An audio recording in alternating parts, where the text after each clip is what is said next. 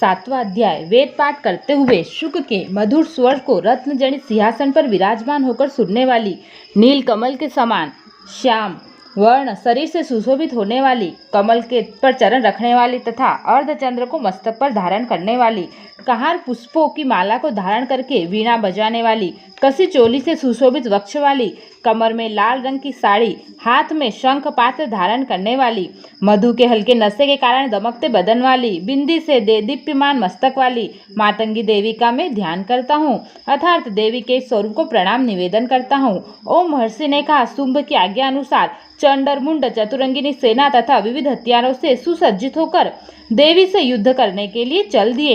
हिमालय पर्वत पर पहुंचकर उन्होंने देवी को देखा, जो सिंह पर बैठी मंद मंद मुस्कुरा रही थी। तब वे असुर धनुष और तलवार लेकर देवी की तरफ उसे पकड़ने को लपके।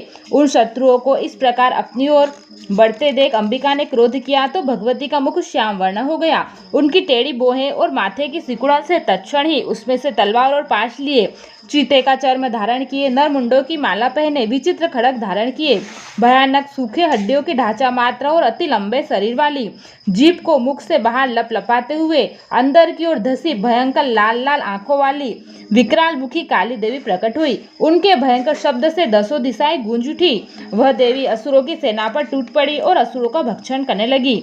युद्ध करने वाले योद्धाओं को उनके सारथियों समेत पकड़ पकड़ कर मुख में डालकर दांतों से चबा रही थी।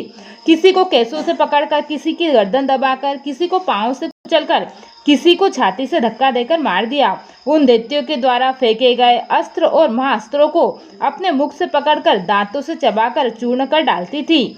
इस प्रकार असुरों की समस्त सेना के कितने ही वीरों को तलवार से, कितनों को खड्वांग से मारा, कितने ही दैत्यों को दांतों के अग्रभाग से मार डाला।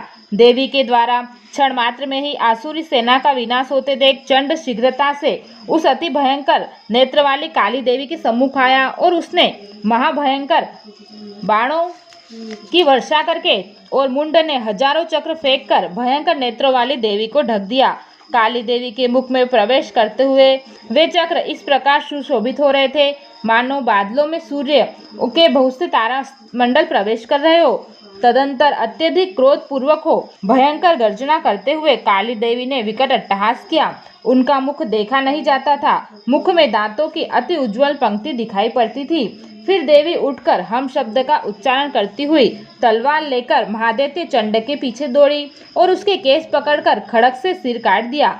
चंड को मरा देख मुंड भी देवी की तरफ दौड़ा तो क्रोध युक्त हो देवी ने उसे भी तलवार से मारकर धरती पर डाल दिया। चंड और मुंड को मरा हुआ देखकर शेष बची हुई सेना वहां से प्राण बचाकर भाग खड़ी हुई। तत्पश्चात चंड और मुंड के सिर को लेकर काली देवी चंडिका देवी के समीप गई और विकट अट्टहास करके बोली, महापशु असुर चंड मुंड को संग्राम में मैंने मार दिया। अब आप इस युद्ध यज्ञ में शुंभ और निशुंभ को मारना।